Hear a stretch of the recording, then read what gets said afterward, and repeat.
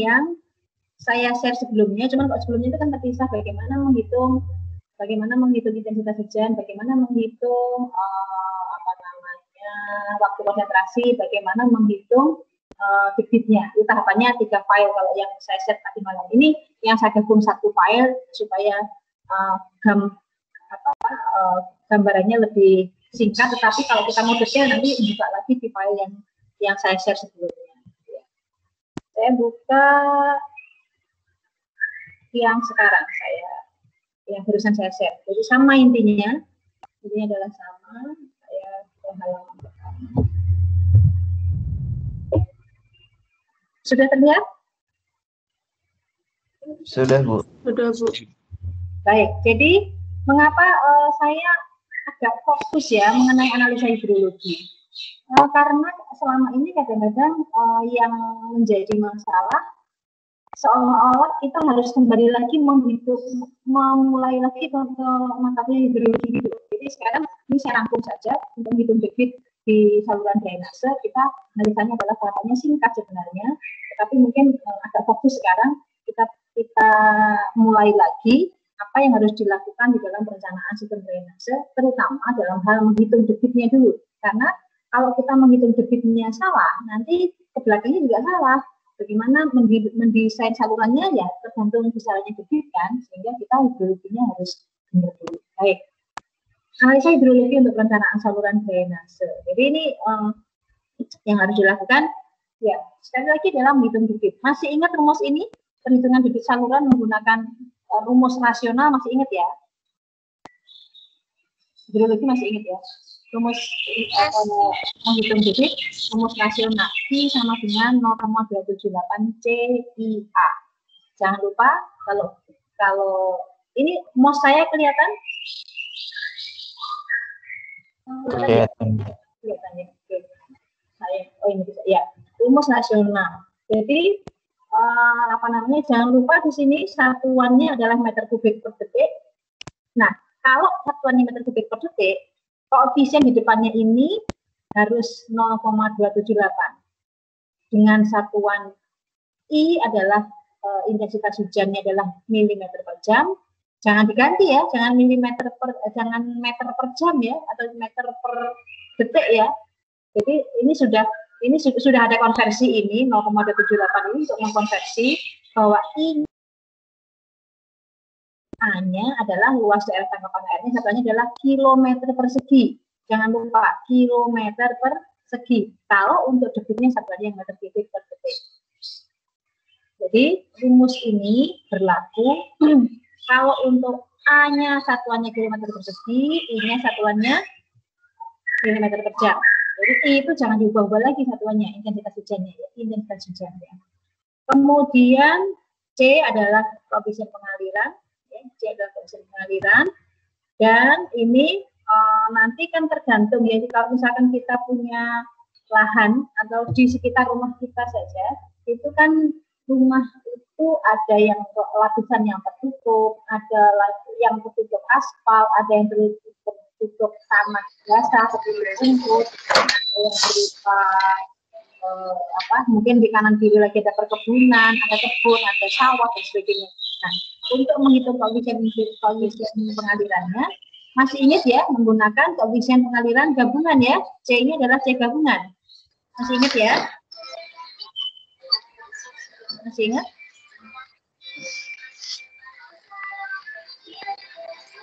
Masih ingat ya ini? Benar masih ingat ya? Masa nggak ingat? Ini baru sebentar. Oke. Terus kita bahas satu persatu. Rumusnya bagaimana menghitung C gabungan? Bagaimana menghitung C gabungan? C adalah koefisien limpasan dari tata guna lahan yang ada. Misalkan di rumah kita ada tutupan lahannya, ada yang tanah kosong berupa tanah ditumbuhin rumput, ada yang berupa aspal jalan, ada yang berupa lapangan basket misalkan, ada yang rumah kita sendiri atap, sehingga C-nya berbeda-beda untuk setiap penggunaan lahan. Nah, luasnya dari masing-masing penggunaan lahan tadi berapa, itu adalah luasnya.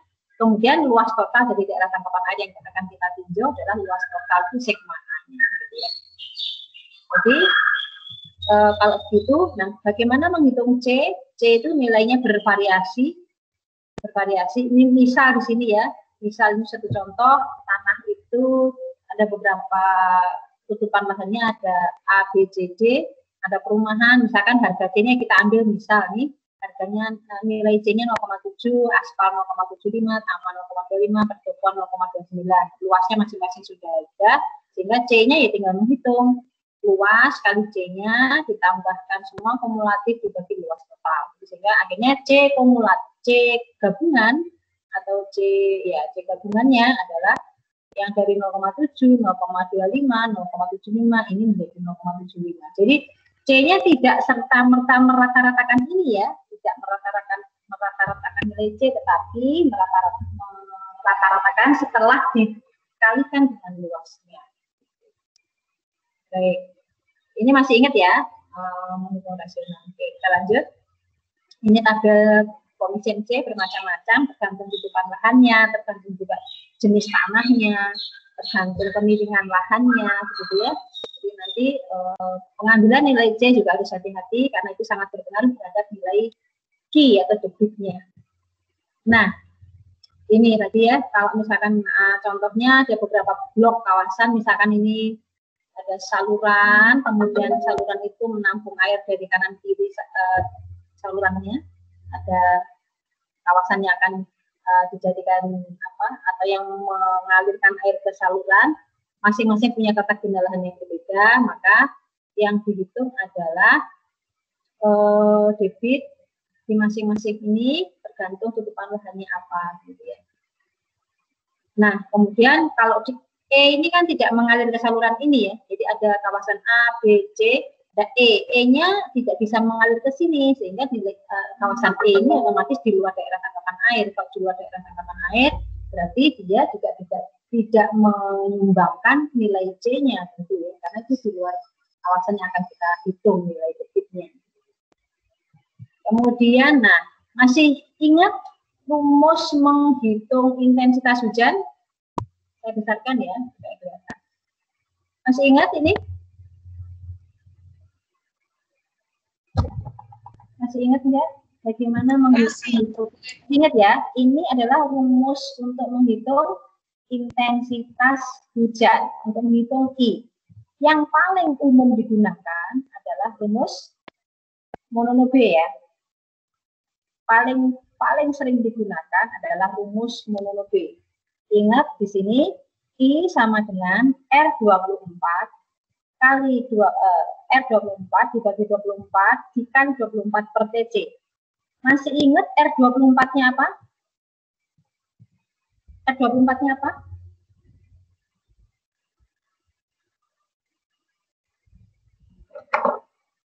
R24-nya adalah hujan rancangan ya. Hujan rancangan. Masih ingat nggak ya? Halo, masih ingat nggak teman-teman? Bagaimana menghitung hujan rancangan, masih ingat? Menghitung hujan rancangan R 2 tahun, skala ulang hujan kalau ulang 2 tahun, skala ulang 5 tahun, masih ingat nggak? Maaf Bu, saya pribadi tidak begitu ingat Bu. Tidak ingat. Yang lain teman-teman masih ingat nggak? Atau lupa sama sekali?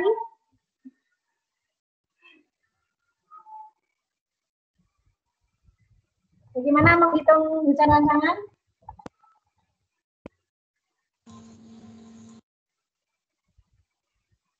Nggak ingat? Oke. Atau kembali atau gini.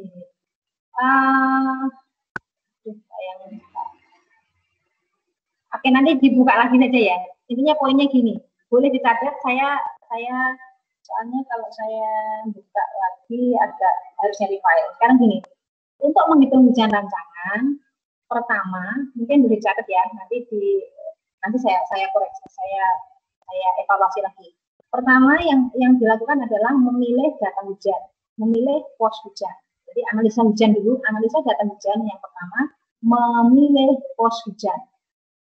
Yang pertama adalah memilih pos hujan mana yang berada di lokasi atau terdekat dengan lokasi akan kita kaji.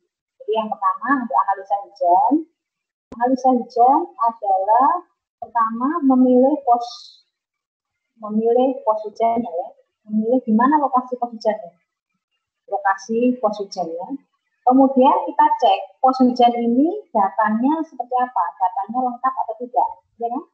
Data mengecek kelengkapan data. Oke, anggap misalkan kita punya di sekitar daerah yang akan kita kaji, kita punya 3 pos hujan misalkan, datanya lengkap, kemudian pos hujannya ini ada berapa, misal ada 3. Nah, dari setiap pos hujan tadi, kan data hujannya adalah data hujan titik atau point rainfall. Iya toh? Masih ingat ya, point rainfall. Nah, untuk mengubah point rainfall menjadi hujan yang mewakili seluruh gas, maka hujan yang dari point rainfall kita ubah menjadi apa? Dari hujan titik kita ubah menjadi apa? Menjadi areal rainfall atau hujan wilayah gitu kan? Kita ubah dari hujan titik menjadi hujan wilayah atau areal rainfall. Nah, yang perlu diperhatikan, sebelum tadi, kita menganggapnya dari 3 pos hujan tadi, kalau misalkan kita punya 3 pos hujan, pos ketiga-tiganya datanya lengkap ya. Jadi datanya juga lengkap, kemudian sudah dievaluasi homogen atau tidaknya, dicek juga trennya, dan ketiga data dari ketiga pos hujan tersebut datanya memadai atau valid untuk dilakukan analisa. Ya, valid untuk dilakukan analisa.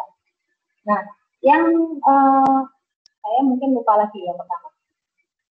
Karena kita mau menghitung debit banjir untuk sistem drainase, maka data hujannya berupa data apa? Kan kita menghitung debit itu ada 2 ya, di hidrologi masih ingat nggak? Menghitung debit itu ada 2, debit banjir dan debit apa? Andalan. Debit andalan. Nah, kalau debit banjir untuk drainase, yang kita gunakan datanya berarti data untuk menghitung banjir. Kalau data hujannya adalah data hujan harian maksimum, ya. Hujan harian maksimum tahunan. Jadi kita minimal di standarnya PU itu minimal punya 10 tahun data harian maksimum tahunan terakhir. Jadi misalkan kita tahun 2020 nih, kita harus punya data hujan harian maksimum tahunan. Artinya hujan harian maksimum tahunan itu setiap tahun kita punya 1 angka hujan harian maksimum, kan gitu ya. Nanti coba buka lagi di bukunya drainase berkelanjutannya yang Pak Suwipin itu ada data hujan harian maksimum pos A berapa, nanti dicek lagi pada tanggal yang sama di pos B berapa, di pos C berapa, sehingga bisa dihitung hujan harian maksimum setahun itu untuk ketiga pos hujan gitu, di rata-rata gitu ya.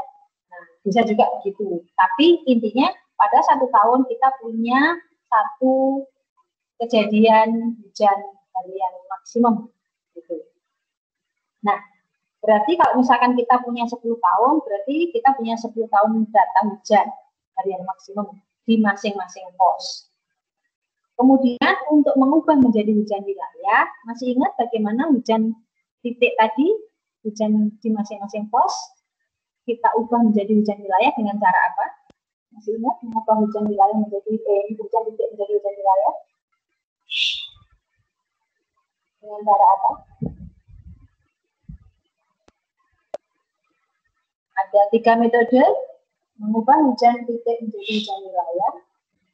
Ada metode rata-rata aljabar, ada metode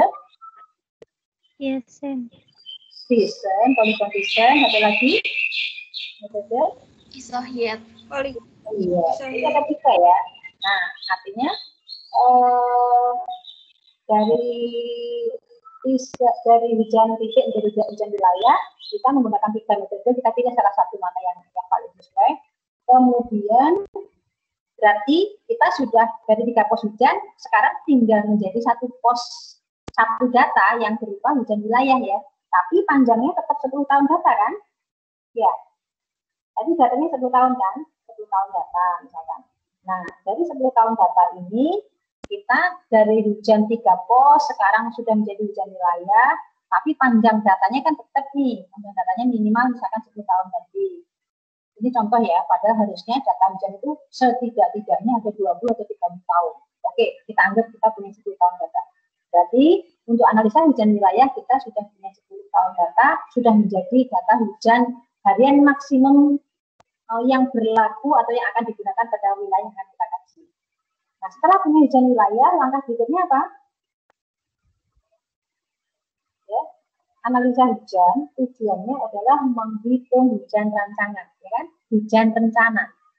Analisa data hujan tujuannya menghitung hujan rencana atau menghitung hujan kalau ulang tertentu. Yang pertama. Yang kedua, kalau kita ingin menghitung debit andal, berarti hujannya bukan hujan harian maksimum kan, berarti adalah hujan rata-rata. Hujan rata-rata tahunan, atau hujan rata-rata harian, atau hujan rata-rata bulanan, gitu ya. Tapi kalau hujan untuk menghitung debit banjir, sekali lagi datanya hanya 1 per stasiun per tahun, yang maksimum saja. Oke, kembali lagi kita sudah punya hujan harian maksimum rata-rata tahunan dan berlaku untuk wilayah. Jadi sudah hujan wilayah ini, hujan wilayah kita punya 10 tahun. Langkah berikutnya untuk menghitung hujan rancangan kan, jadi dilakukan dengan apa? Analisa menggunakan statistik, analisa frekuensi, ya kan? Analisa frekuensi, ya. Analisa frekuensi dengan distribusi frekuensi. Masih ingat ada yang distribusi Gumbel, ada distribusi normal, distribusi persen, log persen gitu. Masih ingat ya? Masih ingat ya? Oke. Nah, jadi setelah punya hujan wilayah, kemudian analisa frekuensi. Analisa frekuensi ini berarti melakukan analisis statistik kan? Statistik. Jadi kita harus, supaya kita bisa menghitung analisa distribusi, bisa menghitung distribusi frekuensi, probabilitas atau TDX-nya, probability distribution frekuensi, kita menggunakan apa? Menggunakan Gumbel, menggunakan persen, log persen, normal gitu. Kita harus punya faktor parameter statistik ya. Kita harus menghitung parameter statistik. Parameter statistiknya apa? Karena distribusi frekuensi tadi rumus adalah probabilitasnya. Kita menggunakan probabilitasnya Gumbel atau probabilitasnya persen normal itu ya. Nanti ada tabel-tabel gitu ya. Masih ingat ya? Nanti dibuka lagi caranya. Itu kita membutuhkan parameter statistik yang berupa nilai rata-rata dan standar deviasi, gitu kan? Nilai rata-rata dan standar deviasi. Sehingga kita bisa menghitung rumusnya.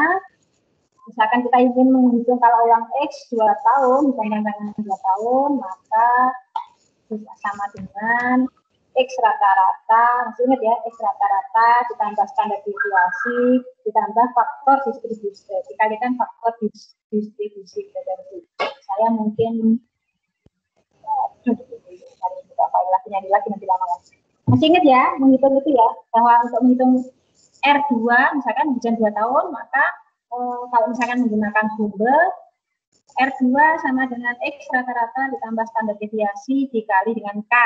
K-nya adalah faktor distribusi frekuensi yang berupa tabel, gitu ya. Masih ingat ya? Dibuka lagi nanti. Oke. Ingat-ingat dulu untuk itu, jadi nanti ketemu R2, ketemu R5, ketemu R10 gitu ya. Nah, itu adalah nilai R24. R24 yang di sini ya, yang di sini ya. Ya, di sini ya. R24 ini, R24. Oke ya. Oke ya.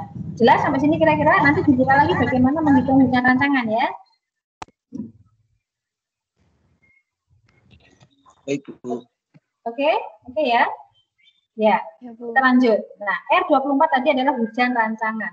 Hujan rancangan atau di sini disebutkan R24 adalah jumlah hujan dalam satu hari atau 24 jam, tapi jangan lupa ini adalah merupakan hujan rancangan.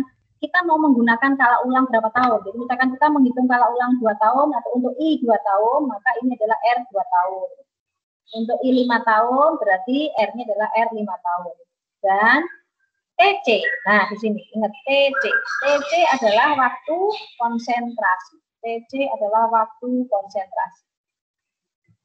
Ya, waktu konsentrasi. Jadi pada saat kita mau menghitung intensitas hujan, maka kita ada 2 parameter yang harus kita hitung, yaitu yang pertama adalah hujan rancangannya, yang kedua adalah waktu konsentrasi atau TC-nya. Ya, TC. Mudah-mudahan masih ingat juga. Nah, itu di file itu juga sudah ada semua, apa itu TC, bagaimana menghitungnya gitu ya. Bagaimana menghitung intensitas hujan. Jadi, sebelum kita menghitung intensitas hujan, berarti kita harus tahu TC-nya, harus tahu hujan rancangannya, harus tahu. Oke. Nah, kalau menggunakan mononobe, kemudian kalau kita menggunakan mononobe itu berlaku untuk durasi hujan yang kita tidak tahu, hujan sembarang ya. Ada durasi yang durasi pendek atau durasi panjang. Ya. Kalau misalkan saluran drainase kita itu pendek-pendek di perumahan begitu, yang bukan sungai besar, misalkan saluran itu hanya berapa ratus meter, gitu kan waktu ngalirnya itu kan tidak butuh waktu jam-jaman ya, mungkin hanya butuh waktu menit, berapa menit begitu.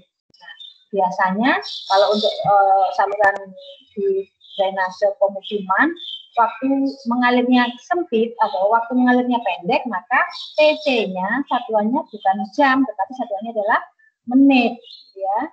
Satuannya adalah menit. Nah, rumus yang digunakan untuk durasi hujan pendek tidak lagi menggunakan mononobe, tetapi menggunakan, ingat ya, Talbot, Sherman, Ishiguro ya, ada 3 metode yang digunakan. Bagaimana menghitung ini? Kayaknya di hidrologi pernah saya kasih filenya ya, bagaimana menghitung intensitas hujan ya. Saya pernah ngasih file Excel kalau nggak salah. Pernah ya? Ada, Bu. Ya, Bu. Ada ya, oke. Berarti ada ya.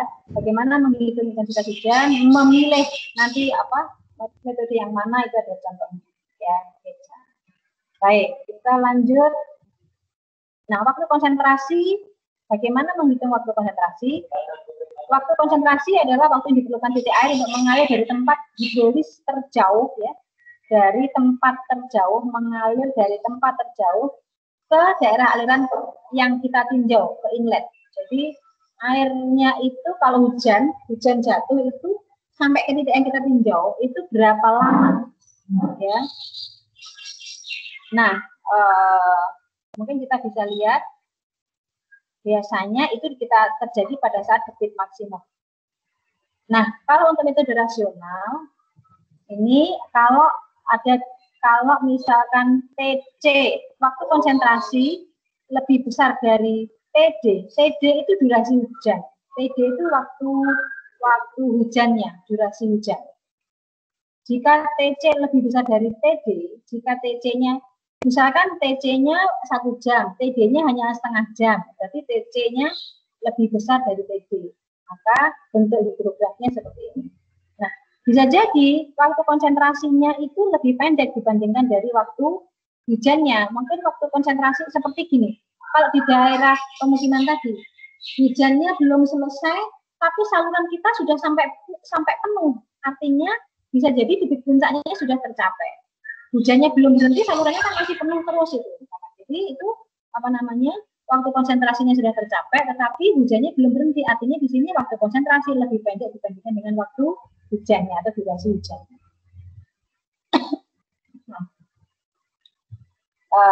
Kemudian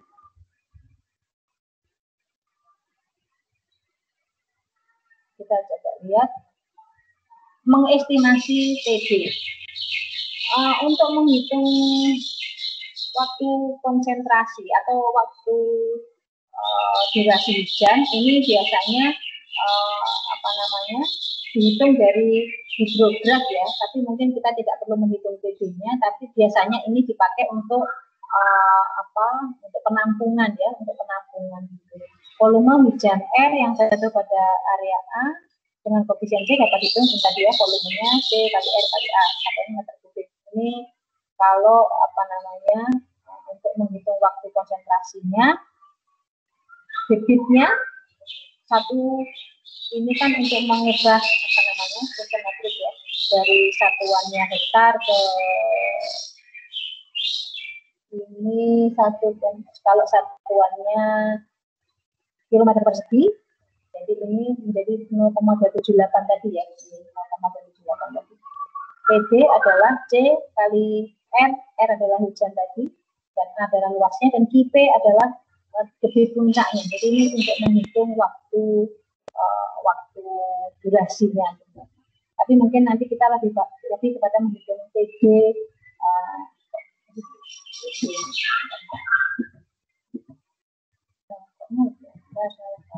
Nah, cara menghitung TC ya, menghitung TC waktu konsentrasi. Mungkin kita lihatnya gini. Jadi kalau misalnya kita punya daerah, gitu ya, kita punya daerahnya itu, kemudian kita punya 3 blok, ada blok A, blok B, blok C, misalkan begitu. Nah, blok A itu ada luasnya, kemudian TC-nya sudah bisa dihitung. Jadi waktunya mengalir, misalkan di sini blok A luasnya 60 meter, TC-nya 18 menit, C-nya koefisien limpasannya 0,75. I itu adalah slope ya, slope lahannya. Kemudian debitnya bisa dihitung. Apa namanya, debitnya sudah dihitung. Nah, di sini kemudian masing-masing daerah sudah punya data begini. Nah, di titik pertemuan ini, di titik pertemuan blok A dan blok B, ini misalkan yang birunya adalah salurannya, biru adalah salurannya. Berarti di titik pertemuan ini, di titik pertemuan yang ini, luasnya adalah luas gabungan dari A dan B kan? Gabungan dari A dan B. Kemudian bagaimana kita memilih TC-nya? Pada saat kita mau memilih TC di titik ini, maka kalau ada 2 pertemuan begini, yang kita pilih adalah TC yang paling lama. Jadi misalkan ini blok A, ini blok B. Blok A TC-nya adalah 14 menit. Blok B TC-nya adalah 18 menit. Maka di titik ini, di titik junction atau di pertemuan ini, maka TC-nya yang kita pilih adalah yang lama, sehingga TC-nya adalah 18 menit. Dan luas areanya atau luas wilayahnya adalah luas total. Ingat C-nya adalah gabungan ya. C-nya yang ini luasnya sekian, C-nya sekian. Yang ini luasnya sekian, C-nya sekian. Sehingga C untuk di titik ini adalah gabungan dari 2 tata guna lahan atau dengan luas yang berbeda tadi. Kemudian TC-nya digunakan TC yang panjang, dan debitnya dihitung sekarang. Debitnya dihitung. Sekarang coba dilihat. Di sini saya zoom, saya agak besarkan. Ya, di sini Q0-nya, sorry, I-nya bukan kemiringan ya, I-nya adalah intensitas hujan, I-nya adalah intensitas hujan. Saya bikin tadi 0. I-nya adalah intensitas hujan, sehingga kalau kita bisa, kalau ada nilai, ada C, ada I, ada A, ya, ada C, ada I, ada A, maka Q-nya bisa kita hitung ya, yang ini ya. Kemudian ini juga demikian. Nah, sekarang begini. Begitu nilai ini, nilai C-nya ini kita ubah menjadi C gabungan ya. Pada saat kita menghitung di titik pertemuan ini, berarti luasnya kan menjadi luas total ini ya. Betul ya? Luas blok ini plus blok ini. C-nya adalah C gabungan. C gabungan berarti C dikalikan luas ditambah C dikalikan luas dibagi luas total. Ya, C-nya menjadi sekian, gitu ya. C-nya menjadi sekian. Kemudian TC-nya dipilih yang panjang, intensitas hujannya adalah nilai ini, karena TC itu tergantung mempengaruhi I, maka kita gunakan I dengan TC yang kita pilih kan. Tadi di rumus tadi, I itu adalah fungsi dipengaruhi oleh TC. I ada fungsi dari TC, sehingga kalau kita memilih TC yang 18 menit, yang lebih lama, maka intensitas yang kita gunakan adalah yang ini juga. Ya, jadi I-nya yang sekian. Jadi I-nya yang 303, TC-nya 18 menit, hanya C-nya yang merupakan C gabungan. Nah, sekarang kalau misalkan kita dari sini kita cek antara debit yang dihitung sendiri-sendiri dan debit yang dihitung gabungan, sama enggak hasilnya? Coba dicek. Sama enggak kira-kira? Beda. Ada beda? Beda, Bu. Beda berapa? Yang kalau dihitung gabungan hasilnya ini, kalau dihitung gabungan kan hasilnya 241,5. Kalau dihitung sendiri-sendiri ini dijumlah jadi berapa ya?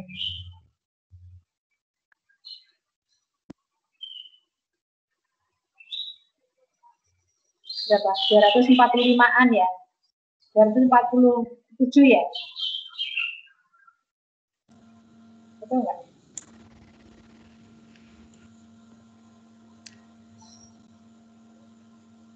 Betul? 247? Oh, malah 25 ya? 25-an ya? 257 ya? 25 2,5 257,5. 257,5 kan? Ya, 257,5. Jadi, nah, 257,5. Di sini kalau kita menggunakan C gabungan adalah 241. Jadi lebih kecil ya. Lebih kecil ya. Jadi ini menunjukkan bahwa kalau kita menghitung luasan yang kecil, itu cenderung debitnya karena tidak ada faktor, seolah-olah tidak ada faktor koreksi. Kalau kita nanti lihat di di rumus modifikasi rasional begitu, sebenarnya ada fungsi dari koefisien waktu konsentrasi begitu ya, ada koefisien tampungan, Jadi kalau kita menghitung ke luas yang lebih besar, biasanya ada fungsi koreksi di waktu konsentrasinya, karena ada air itu kalau mengalir ada yang tertahan di ledokan dan sebagainya gitu ya. Kalau kita nanti lihat di perhitungan PC, coba lagi dilihat perhitungan PC ya gitu ya. Nah ini yang membedakan. Jadi kalau kita menghitung satu-satu nanti berbeda nilainya, tetapi kalau kita menghitung yang besar itu ini cenderung lebih kecil karena ada koefisien koreksi. Jadi ada koreksi daerah ledokan katanya, daerah lembah-lembah begitu yang menahan air gitu ya. Atau ini koreksi dari kondisi limpasan tadi. Nah, begitu sampai di titik pertemuan, kemudian ada di daerah bawahnya lagi, dia ada waktu mengalirnya adalah 6 menit. Travel time-nya adalah, travel time itu adalah waktu yang mengalir di saluran ya, di saluran. Kalau kalian sudah membuka yang bagaimana menghitung waktu TC, waktu mengalir itu kan tidak sekedar di saluran, tapi mengalir di lahan juga ya. Waktu TC itu waktu mengalir di lahan ditambah waktu mengalir di saluran. Nah ini travel time-nya adalah 6 menit itu adalah di saluran. Nah waktu mengalir di lahannya di sini adalah 21 menit.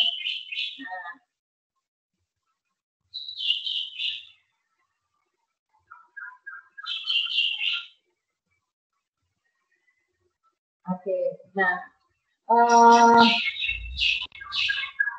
18 ditambah 6.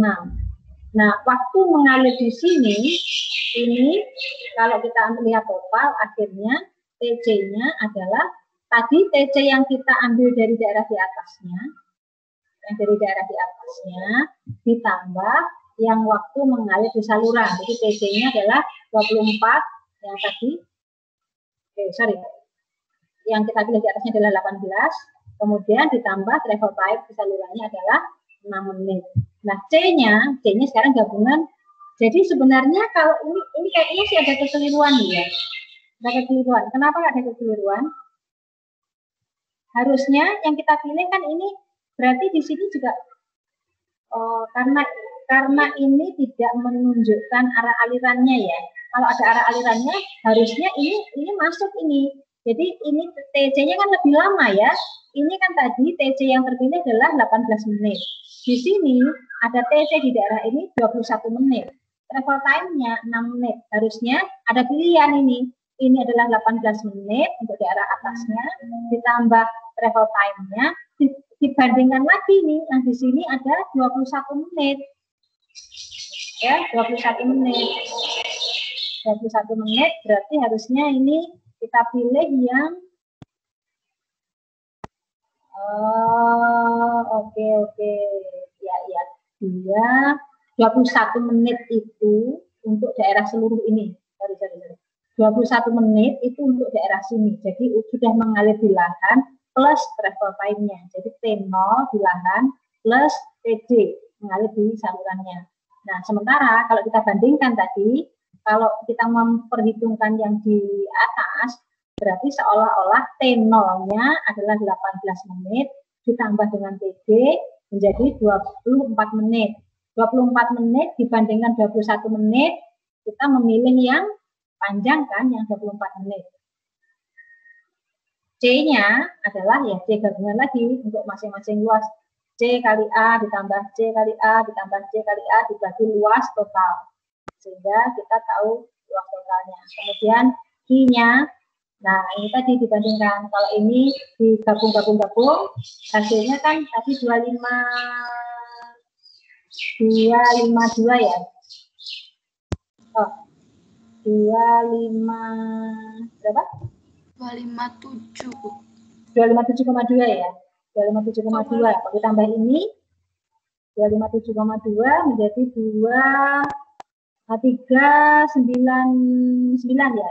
399 atau 399 atau 400 ya. 400 ya. Nah, tapi kalau dihitung gabungan menjadi lebih kecil kan? 338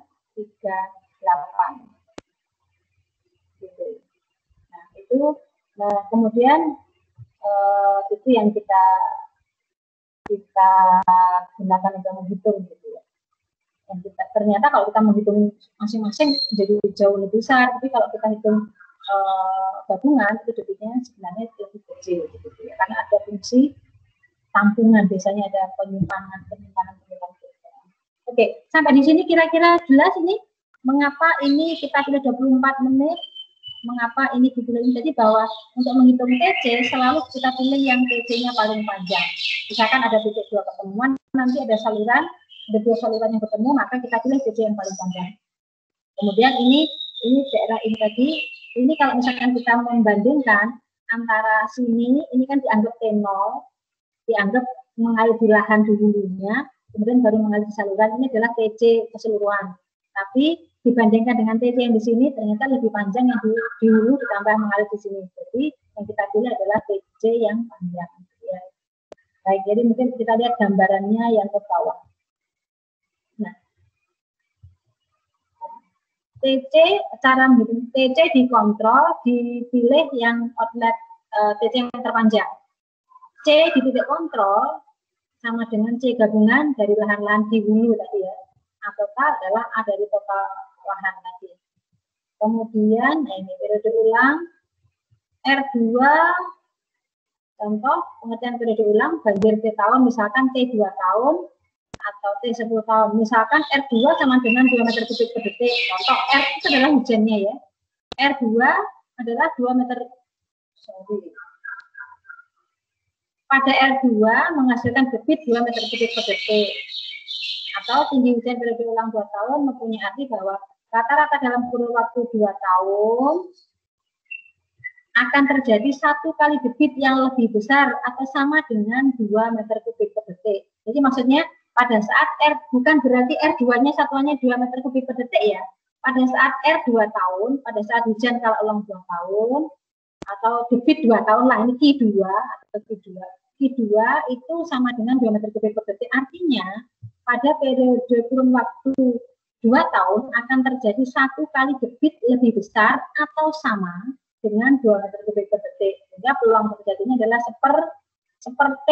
T-nya berapa tahun? T-nya 2 tahun. Jadi peluangnya adalah 50% setiap tahunnya. Gitu ya. Jadi itu konsep probabilitas. Kalau R-nya misalkan kalau ulang 10 tahun, 20 meter kubik per detik, artinya dalam 10 tahun itu setiap dalam kurun waktu 10 tahun akan terjadi 1 kali debit itu lebih besar atau sama. Lebih besar atau sama. Jadi peluang terjadinya setiap tahun adalah 10% atau seper T. T-nya adalah 10 tahun tadi, T-nya adalah 10 tahun. Jadi probability itu adalah seper T. T adalah seper T. Jadi probabilitas setiap tahun masih ada kemungkinan terjadi. Ada, tapi probabilitasnya makin kecil. Gitu ya. Oke, terus kita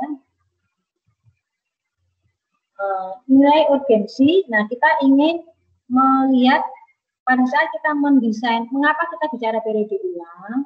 Karena pada saat kita mendesain saluran drainase, kita nanti akan memilih besarnya kala ulang. Berapa tahun kita menggunakan debit kala ulangnya berapa tahunan? Karena ini tergantung pertimbangan-pertimbangan nilai urgensi dan nilai sosial ekonomi di daerah yang dilalui, lahan yang tersedia, biaya pembebasan lahan, hambatan-hambatan lain, dan tujuannya apa? Menentukan dimensi saluran. Perlu diingat juga fluktuasi debit di saluran. Bentuk salurannya seperti apa, bahannya apa, dimensinya berapa, itu tergantung dari tingkat kepentingan saluran ini seperti apa. Misalkan salurannya kanan kiri berupa pemukiman padat, berarti sangat urgent dong. Yang akan kita lindungi adalah penduduk, yang akan kita lindungi adalah daerah dengan ekonomi tinggi misalkan, sehingga kita memerlukan saluran yang aman, jadi menggunakan kala ulang yang lebih tinggi, menggunakan bangunan yang lebih kokoh, begitu ya, sehingga risiko terjadinya bencana akibat saluran yang melimpas karena gagal menampung kapasitas debitnya itu akan semakin kecil, gitu ya. Baik, nah ini adalah periode ulang hujan yang kita gunakan untuk mendesain sistem drainase. Nah, ini saluran mikro, saluran kecil-kecil di rumah, di kebun, di daerah-daerah depan rumah kita itu saluran tersier biasanya itu menggunakan kala ulang 2 tahun. Ya. Tapi kalau untuk di daerah perkantoran atau daerah-daerah industri itu kita menggunakan kala ulang 5 tahun. Nah, untuk industri yang berat, semakin besar atau negara, bahkan ini kalau ini saluran ya kita menggunakan kala ulang 10 tahun atau 5 tahun 10 tahun. Tapi kalau sudah bicara saluran besar itu biasanya ya kalau 50 tahun itu bukan saluran, tapi mungkin sungai ya, kanal besar gitu ya, bentuk kanal untuk kayak gitu ya. Nah, saluran tersier ini tadi tergantung resiko besar atau kecil. Resiko besar itu kalau misalkan jadi tadi seperti kalau yang dilindungi itu kawasan padat, daerah perekonomian cukup tinggi, itu menggunakan kala ulang 2 sampai 5 tahun. Saluran sekunder ini kalau salurannya ya tidak yang dilindunginya mungkin hanya kebun atau taman begitu, mungkin tidak perlu menggunakan kala ulang yang besar. Tapi kalau yang dilindunginya ya itu tadi ada pemukiman padat, ada prinsip perekonomian yang cukup tinggi, maka semakin besar juga kala ulang yang kita gunakan. Artinya dimensi salurannya juga semakin besar, ya. Kemudian saluran primer, ya ini saluran primer itu kalau ulangnya biasanya 10 tahun, 5 sampai 10 tahun kalau tanpa risiko atau sangat kecil risikonya, dan kalau risikonya besar bisa menggunakan kala ulang 25 tahun atau bisa juga tergantung daerah tangkapan airnya. Kalau daerah tangkapan airnya kurang dari 50 hektar bisa menggunakan kala ulang 5 sampai 10 tahun gitu ya. Kalau semakin besar dasnya daerah tangkapan airnya atau DTA-nya bisa menggunakan kala ulang yang lebih besar. Nah, kalau pengendali banjir ini biasanya sungai, pengendali banjir makro itu sungai, maka kala ulangnya 100 tahun. Kalau gorong-gorong nanti kalau misalkan kalian mendapatkan pasti ya pada saat kalian mendesain saluran drainase pasti akan menemukan gorong-gorong. Jadi bangunan pelengkapnya setidaknya pasti ada gorong-gorong. Karena apa? Kan tidak mungkin saluran itu tidak melintasi jalan, ya. Atau misalkan setiap saluran langsung ketemu sungai kan nggak mungkin ya, pasti melintasi jalan sehingga nanti pasti mengenai yang namanya gorong-gorong. Nah, bedanya di sini kalau kita menggunakan gorong-gorong, salurannya kan harus lebih besar daripada saluran hulunya atau hilirnya juga, sehingga tidak boleh tersumbat, tidak boleh terjadi ya penyumbatan, sedimentasi yang berakibat terjadi pengurangan kapasitas, sehingga dimensi saluran yang ada gorong-gorongnya itu lebih besar daripada debit desain dari saluran di hulu dan hilirnya. Kalau misalkan saluran di hulunya mungkin kalau ulang 5 tahun tidak apa-apa, tapi gorong-gorongnya kapasitasnya harus lebih besar, mungkin menggunakan kalau ulang 10 tahun. Karena apa? Ini tidak boleh tersumbat, gorong-gorong itu tidak boleh tersumbat. Begitu tersumbat maka potensi terjadi kegagalan sistem, ya banjir ya, terjadi genangan. Oke. Terus waktu konsentrasi tadi. Nah, waktu konsentrasi ya. Waktu konsentrasi adalah T0 plus TF atau T0 plus TD. Masih ingat di biologi ya, T0 plus TD. T0 adalah waktu yang dibutuhkan untuk mengalir di permukaan di lahannya. Inlet time atau overland flow time gitu ya. Inlet time atau overland flow time. Jadi ini T0 atau TI atau TF biasanya. Kemudian, T0 atau ya T0 atau TI. Kemudian ada inlet time TI atau T0, T overland flow. Kemudian TF adalah waktu yang diperlukan untuk mengalir di sepanjang saluran atau TD tadi, ada travel time tadi. Ada travel time, ada inlet time. Ya. Inlet time itu mengalir di lahan. TF adalah mengalir di saluran atau TD yang disebut dengan time ditch waktu di saluran atau waktu mengalir di ya saluran ya. Jadi setelah dari lahan kan air mengalir di lahan sebelum masuk saluran kan airnya masih menyebar kemana-mana menuju ke daerah yang lebih rendah, masuklah ke saluran. Jadi pada saat mengalir menuju saluran itu kita sebut sebagai inlet. Begitu masuk di saluran dan mengalir di sepanjang saluran kita sebut sebagai time of time ditch atau waktu TD atau travel time juga boleh. Baik, nah ini mungkin gambarannya.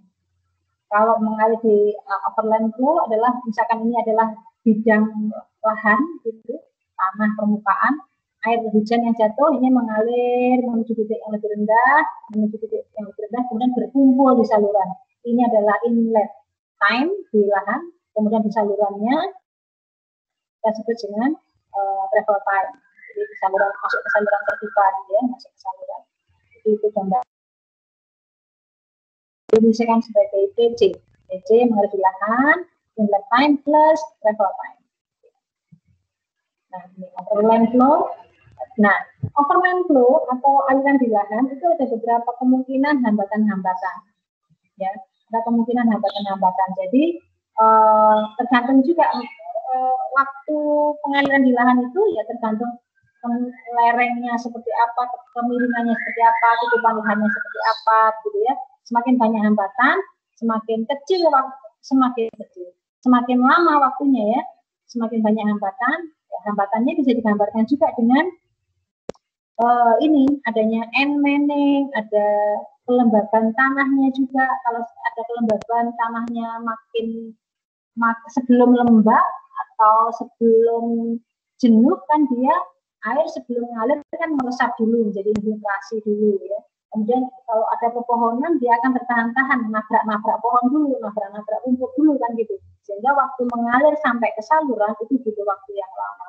Jadi overland flow time-nya atau inlet time-nya itu makin lama kalau banyak hambatan. Kemudian, nah ini kalau kita menghitung travel time atau di rumah ya, ini gambar untuk menaksir bagaimana kalau menghitung misalkan daerah urban ini pemukiman, ini atap rumah. Kalau atap rumah Ini ada kemiringannya. Nah, ini tergantung dari pokoknya atap rumah itu kan kemiringannya gitu ya, berapa derajat gitu ya. Ada 5 derajat, ada yang mungkin lebih landai, mungkin ada yang lebih curam lagi. Atap rumah itu nanti pada saat kita menghitung itu ada nilai kasarannya, N-manning-nya. N-manning, masih ingat ya, N-manning ya, kekasaran ya, saluran ya biasanya. Nah, N-manning juga bisa berlaku, intinya kan untuk menghitung kecepatan aliran. Jadi kalau atapnya ini misalkan atap rumah berupa genteng beton seperti pavement gitu, ada N-manning-nya sebesar 0,02 atau kekasaran manning-nya 0,02. Nah, slope-nya itu tergantung dari kemiringan atap rumah itu ya, miringnya seperti apa. Nah, kemudian air yang hujan jatuh kan, dia jatuh, hujan jangan jatuh masuk hujan jatuh ke atap langsung drop ke tanah. Nah, ini juga kemiringan atapnya ada, di tanah ini kemiringannya berapa? Misalkan ini kan atap itu tajam ya, kemiringannya sampai 45% misalkan, atau 46%. Di lahan dia jatuh, kemiringannya makin landai karena kita di halaman misalkan halaman landai, maka N-manning-nya makin kasar, makin besar. Ya. Kemudian sebelum masuk ke saluran, nah dia ada sebelum masuk saluran dia kena rumput dan sebagainya gitu ya. Nah, ini untuk yang dari atap. Nah, yang dari jalan bagaimana? Yang dari jalan ya N-manning jalan apa? Jalannya aspal. Jadi kita lihat nilai kekasarannya di aspal berapa gitu ya. Nah, kita lihat beberapa rumus yang digunakan untuk menghitung waktu T0 atau mengalir di lahan, ini rumus Kirby yang mempertimbangkan nilai kekasaran permukaannya. Ini tadi ya, misalkan di sini T0 sama dengan 1,44 dikali ND.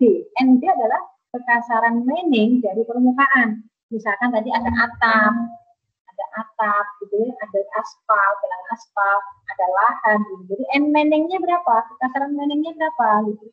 Dan ada fungsi S. S adalah slope, kemiringan lahan. Kirby, rumus Kirby. Satuannya menit. Ya, satuannya menit.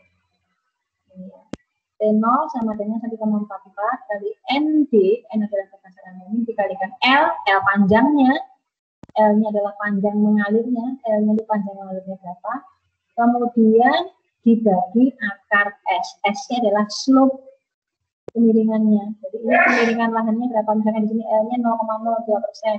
Di sini kemiringannya adalah 0,2%. Ini 0,2%, 1,2%. Di sini 0,berapa% ini? 46,6%, bahkan kata sangat tajam. Gitu. Oke, sampai sini ada pertanyaan? Kalau ada pertanyaan langsung disela ya. Jadi kalau misalkan saya kebablasan, kalau kalian ada pertanyaan langsung menyela aja, Bu, saya mau tanya gitu ya. Jadi biar nggak kelewat. Gitu. Ada pertanyaan? Bu, izin mau tanya. Oke ya. Itu untuk L-nya tuh dari atap ke lahannya atau dihitung dari atas itu, Bu? Dari kemiringan yang atap rumah. Iya. Dia intinya mengalir sepanjang dia mengalirnya, Mbak, bukan jarak lurus ya, jarak yang dilewati. Oh. Jadi misalkan ini kan maksudnya dia lurus begini ya. Iya. Ya, ini dia yang dihitung adalah L yang ini. L yang miringnya. Jadi misalkan panjang saluran, kalau jarak lurus mungkin kan lebih pendek ya. Tapi yang kita hitung adalah L-nya ini. Panjang mengalirnya. Itu juga ini. Oh. Oke, Bu. Baik, Bu. Makasih. Iya. Tapi kalau misalkan nanti di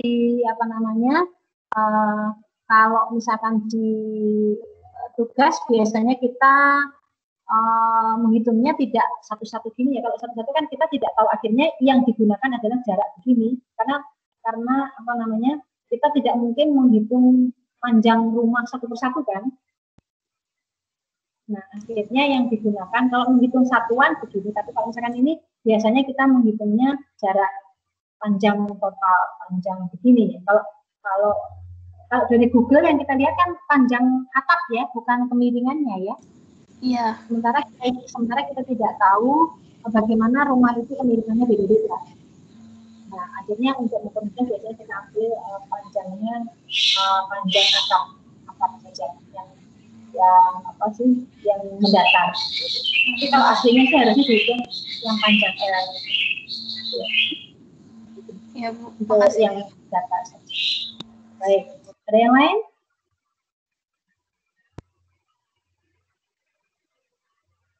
Oke, kalau nggak ada kita Bu Ani izin bertanya Bu. Silakan. Bu, berarti untuk yang T0 lahan itu ngitung L-nya berarti 3.000 ditambah berapa itu? 5.000 itu ya Bu? Oh enggak, kalau 3.000-nya kan enggak kita hitung Mbak. Kan dia enggak merayap di tembok toh. Dia langsung jatuh ya. Ya. Oh, saya jarak jatuhnya juga dihitung. Oh, enggak usah Kak. Jatuhnya kan dia paling jatuh hanya beberapa. Kalau jatuh kan dia tidak jatuh itu mungkin butuh waktu, tetapi kan satuannya tidak butuh waktu beberapa menit ya, mungkin hanya detik ya. Jatuh dari atas kita langsung jatuh, seolah-olah kita tidak ada waktu, ya paling nambahnya beberapa detik ya, nggak ada waktu menitan kan, karena jatuhnya langsung jatuh gravitasi langsung, tidak ada jarak. Nah, kita ambil contoh, misalnya ini tadi coba ya, gitu ya. Jadi nanti ini enggak dimasukkan ya. Kalau mau menghitung ya ini misalkan kalau mau dihitung miring tadi ya ini panjangnya, kemudian ditambah panjangnya ini gitu L-nya. Baik, yang untuk di atap kita hitung sendiri karena S-nya beda kan. Untuk di atap S-nya kan beda, S-nya adalah yang ini. Di atap S-nya 40%, L-nya yang ini. Terus yang di lahan ditambah lagi L-nya yang berapa ini panjangnya ke sini.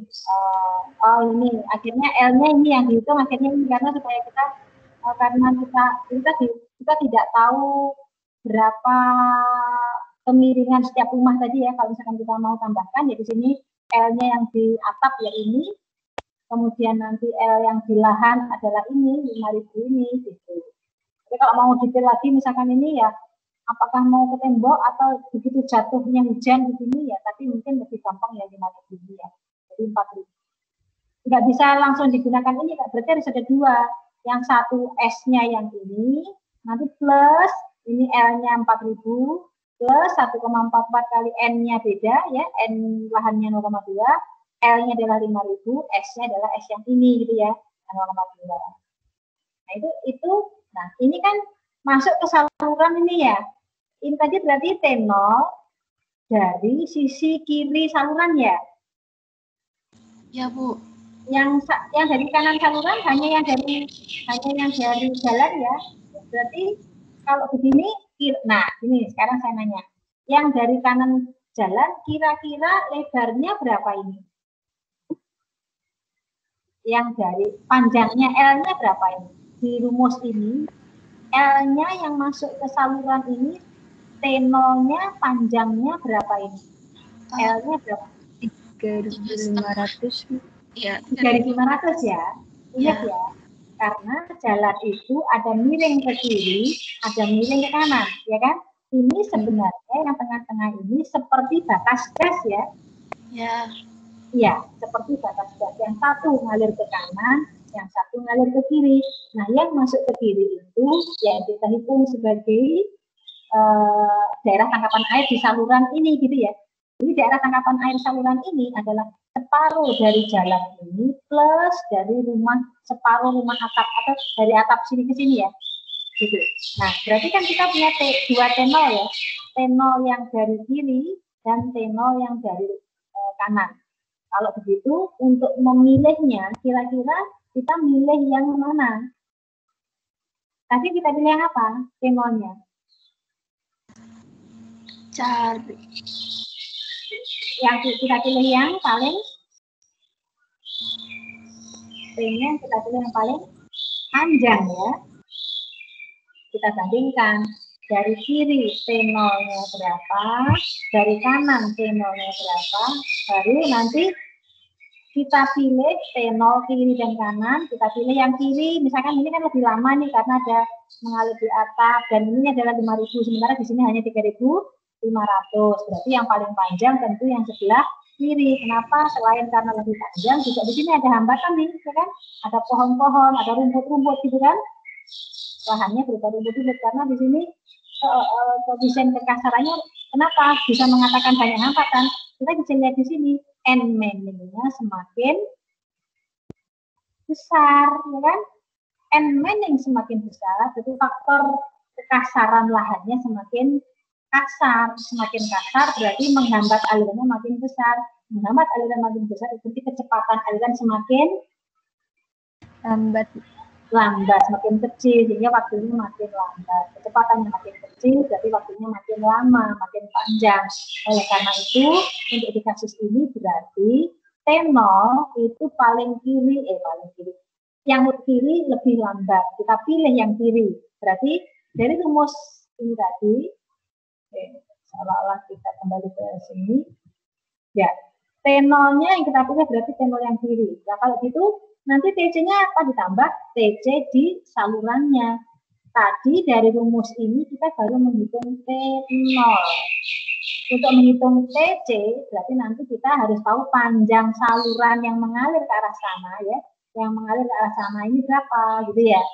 Mengalir ke arah sana ini berapa. Mengalir ke atas ya, samping ya. Jadi panjang salurannya berapa gitu. Jadi nanti untuk ini baru kita tahu T0, tadi kita baru tahu T0-nya, nanti ditambah dengan TC, TD, TF atau TD-nya. Jelas ya sampai sini ya? Jelas, Bu. Oke, kita lanjut. Iya, Bu. Oke, tadi ya. Nah, ini nilai N-mening, nilai N-mening atau nilai kekasaran tadi, nilai kekasaran hambatan tadi, tergantung dari tutupan lahannya apa. Makin kasar, makin banyak pohon-pohon, maka makin kasar, sehingga kecepatan alirannya makin kecil. Semakin impervious atau semakin tegak, maka N-mening-nya semakin kecil. Jadi jalan aspal, lapangan basket, trotoar yang di keramik ya, yang kayak gitu ya, yang dikasih izin begitu ya, itu yang makin kecil kekasaran. Jadi kecepatan alirannya makin besar. Baik. Nah, selain rumus Kirby tadi, ada juga rumus yang lain yang sering kita gunakan adalah rumus Kirby. Ya, rasanya sering ya kita bahas rumus Kirby. Rumus Kirby, kemudian, nah satuannya jangan lupa menit ya. Rumus Kirby untuk rumus ini TC sama dengan 0,0195 L panjang salurannya, ya, pangkat 0,77 dibagi atau dikali S pangkat minus 0,385 atau dibagi S pangkat 0,85. S-nya adalah slope, kemiringan lahan. Kemudian ada rumus yang lain, ada formula SCS. Ini kita juga sama. Nah, di sini kalau SCS itu menggunakan curve number. Curve number itu kekasaran berdasarkan kondisi hidrologi tanahnya. Jadi kekasaran dari tanah berdasarkan kondisi hidrologi tanahnya. Nah, ada tabelnya juga. Nah, ini ada tabel, ada nomogram. Nomogramnya itu kalau misalkan ini jaraknya saluran, panjang salurannya berapa, kemiringan lahannya berapa, maka kita bisa narik. Misalkan kita punya panjang 500, ini kemiringan lahannya, kemudian tutupan lahannya kita apa, misalkan pavement, kemudian tanah kosong, kemudian yang berumput, tanah yang padat rumputnya, C-nya 0,9, 0,65, nanti tergantung ke tergantung kemiringannya ya, ini tergantung kemiringan lahannya juga. Ya, di sini kita ambil contoh ya, misal kita punya tanahnya itu pavement atau yang sudah ditutup pakai tutupan impervious.